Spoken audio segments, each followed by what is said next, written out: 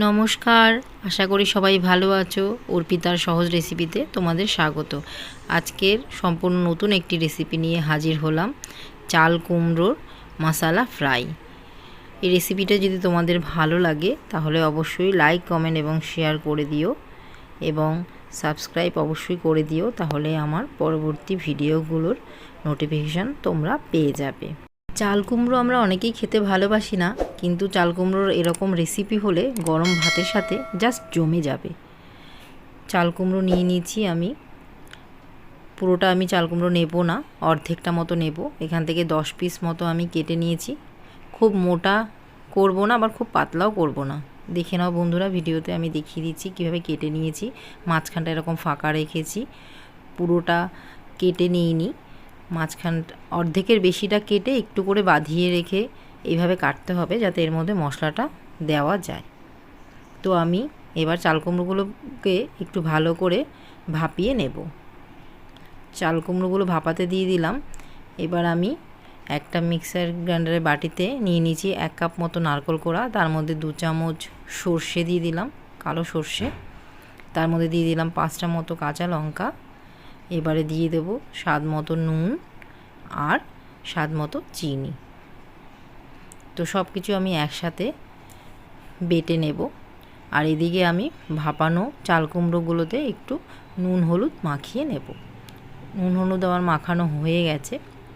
এবারে যে মশলাটা আমি করেছিলাম এর মধ্যে 1/2 চামচ করে ভরে দেব। দেখো বন্ধুরা, আমি কিভাবে মশলাটা ফিল করছি এর মধ্যে, একটু দেখে নাও।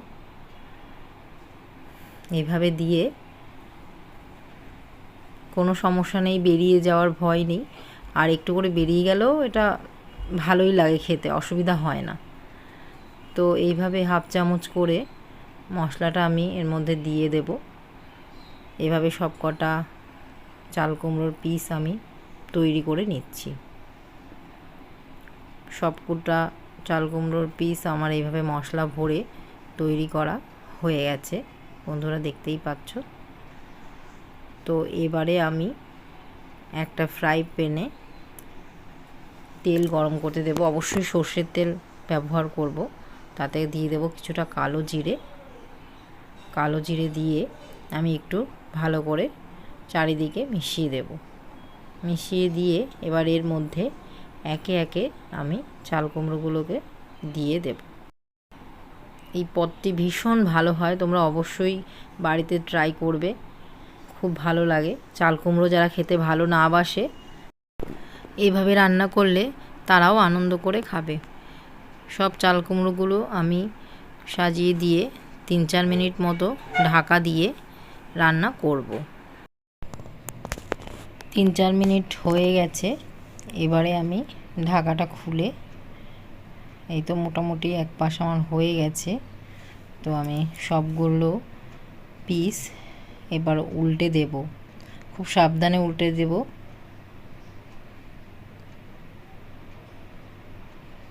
সব কটা চাল কুমড়োর পিস উল্টে দিয়ে আবারও আমি ঢাকা দিয়ে রান্না করব 2-3 মিনিট মতো। তো আমি আবারও ঢাকা দিয়ে দিচ্ছি, দিয়ে 2-3 মিনিট রান্না করে নেব। 3 মিনিট মতো হয়ে গেছে, ঢাকাটা তুলে নিলাম। এই তো আমার মোটামুটি চাল কুমড়োটা রান্না হয়ে গেছে। দুপাশ এরকমভাবে ভাজা হয়ে গেলেই রান্নাটা তৈরি হয়ে যাবে। তো অবশ্যই এভাবে তোমরা বাড়িতে তৈরি করো, আশা করি তোমাদের ভালো লাগবে।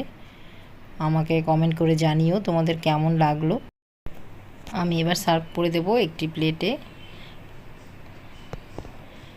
গরম ভাতের সাথে ভীষণ ভালো লাগে এই পদটি।